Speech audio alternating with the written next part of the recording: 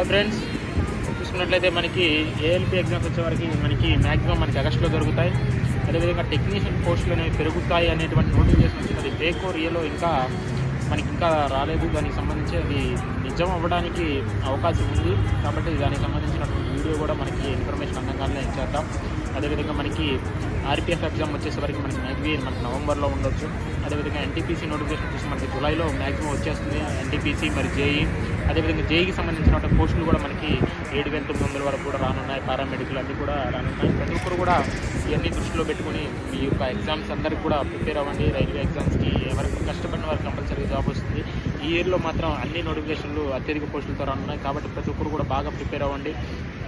ముందు వచ్చేటువంటి railway information మన ఛానల్ ద్వారా నిష్పక్షపాతంగా అదేవిధంగా పూర్తిగా అర్థమయ్యే విధంగా మేము వీడియోస్ ఎక్స్ప్లెయిన్ చేస్తాం. ప్రతి ఒక్కరు వీడియో చూసిన వెంటనే దాన్ని షేర్ చేయండి, లైక్ చేయండి.